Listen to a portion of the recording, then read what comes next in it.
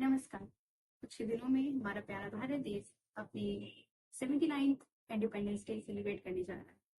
जब हम बात आज़ादी करते हैं, आज़ादी के आंदोलन की करते हैं, तो हम कुछ प्रमुख नेताओं और उनके योगदान से भली भांति परिचित होते हैं। परंतु उसके पीछे छुप जाती कुछ छोटी-छोटी कहानियाँ, छोटे महत्वपूर्ण योगदान। तो आज हम बात कर रहे हैं ऐसे ही एक गुमनाम नायिका की कहानी के बारे में, जिनका नाम है उषा मेहता। इन्हें रेडियो बहन के नाम से भी जाना जाता है।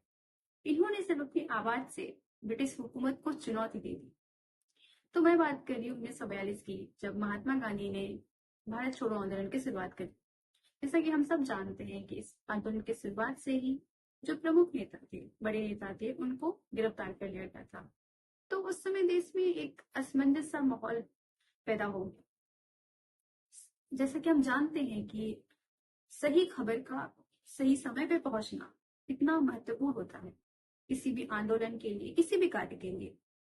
तो ये खबर पहुंचने की बहुत दिक्कत आ रही थी, क्योंकि लोगों में बहुत ज्यादा ही संदेह पैदा हो रहा था कि सही खबर क्या है, सही सही चीजें क्या हो रही है, क्या टाइम लाइन है, क्या प्लान है।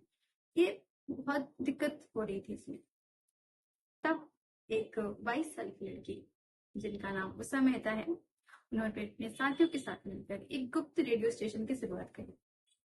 दिन था 27 अगस्त 1942, जब पहली बार एक आवाज पूछी, समय तक की आवाज। आवाज थी कि यह कांग्रेस रेडियो भारत में कहीं से 42.34 मीटर पर बुला रहा है। यह रेडियो स्टेशन आजादी के आंदोलन में एक धड़कन बन गया।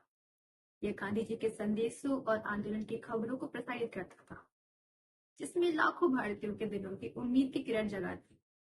ब्रिटिश की पुलिस इस स्टेशन की खोज में दिन रात एक कर दी, परंतु उषा और उनके साथी कुछ कुछ दिनों पे अपने स्टेशन के स्थान को बदलते रहते थे। ऐसा चला लगभग नवंबर 1942 तक।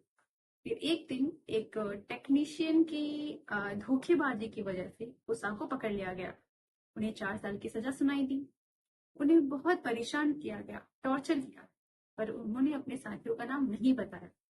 वो हमेशा यही बात कहती रही कि मैं किसी को नहीं जानती। आजादी के बाद उनको जेल से रिहा किया गया। उसके बाद भी उनके हमारे देश के विकास में बहुत सारे योगदान दिए।